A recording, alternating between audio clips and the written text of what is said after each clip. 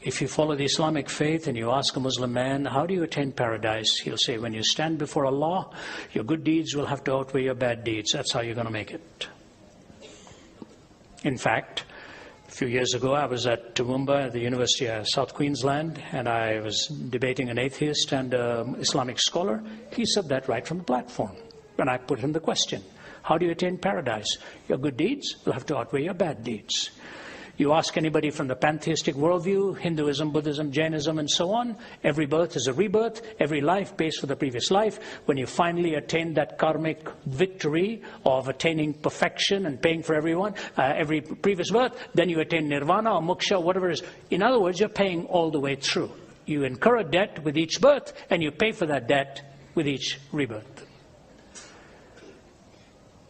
Look at the story of the prodigal son. This boy goes to his father and is basically telling him, I'm going to treat you as though you're already dead. I want my inheritance now. I don't want to wait till you die.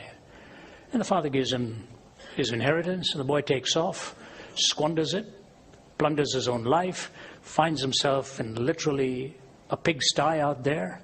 And he says, you know, my father's servants are living better than I am. I wonder what he thought. I'd love to go back. I wonder what my dad will do with me. I'll tell you what my dad would have done with me. It's true. My dad was from Kerala. He spoke Malayalam. My mother was from Chennai. She spoke Tamil. I was raised in Delhi, so I was raised speaking Hindi. I speak Hindi and I speak Tamil. Very comfortable in Hindi, quite comfortable understanding Tamil. The only words I know in Malayalam are words of scolding. What my dad gave me. And I won't repeat them for you. You see, in the culture of India, the father as a patriarch held quite supreme. Many parts of India today, you will still see when the sons or daughters-in-law walk in the room, they touch the feet of the dad. First thing, it's a culture that's gone that way for centuries. This boy's taken his dad's money, blown it, and he's going to come back. Would you have ever imagined in an Eastern narrative that the father rushes out of the home to meet him halfway?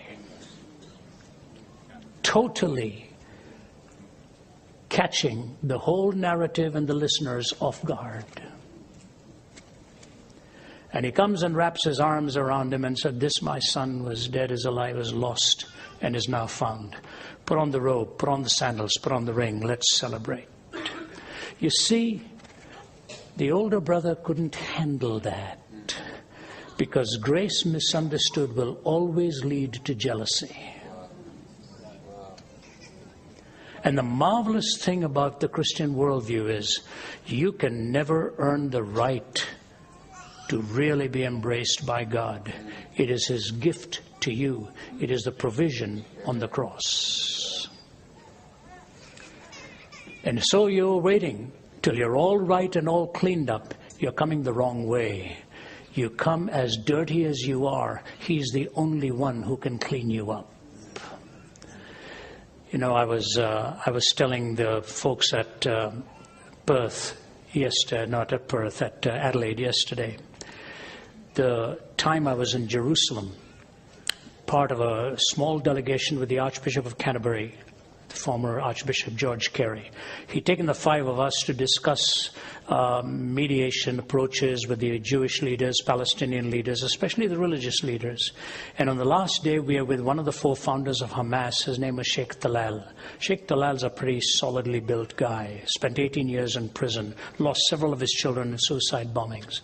We'd spent about 3 some hours there, had a long discussion. He gave us a great lunch, and now the intensity begins in the dialogue, you know, and he's just clenching his fists, and we're just sitting back and listening to all the venom and all the anger. And as it's coming to an end, the Archbishop looks at the five of us and says, if you men want to ask him one question each, keep it brief, and then we'll move on from here. So my turn came. I looked at him. I asked Sheikh Talal a question. I won't tell you what question I asked.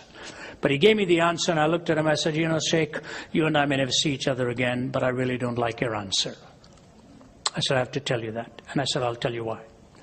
I said, we're sitting here in Ramallah. I said, not far from here is a mountain.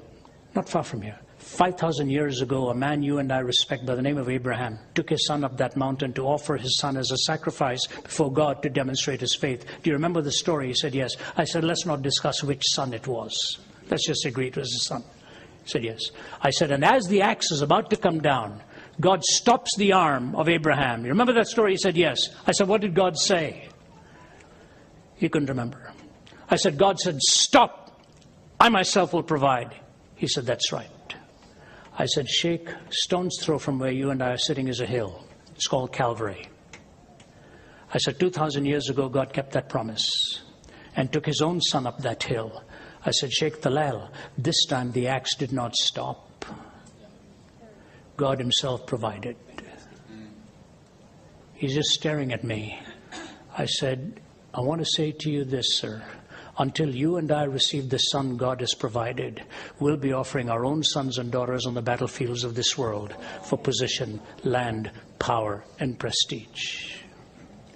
There's been dropped silence in the room. And the Archbishop says, I guess we can go now. I figured I'd done it, you know. So we're walking away, and I'm sort of shoulders hunched, about to go down the stairway, and I feel this arm around me. It's the Archbishop. He said, Ravi, that was of God. I said, I sure hope so.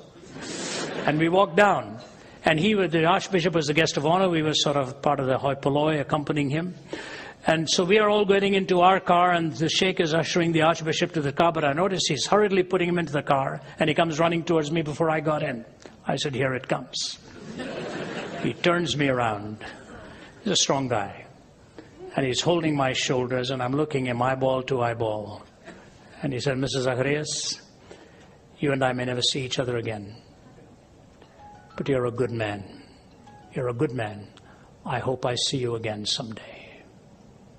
The tears filled his eyes, and he gave me that hug, and I walked away. Do you realize the Christian faith is the only faith that talks about redemption?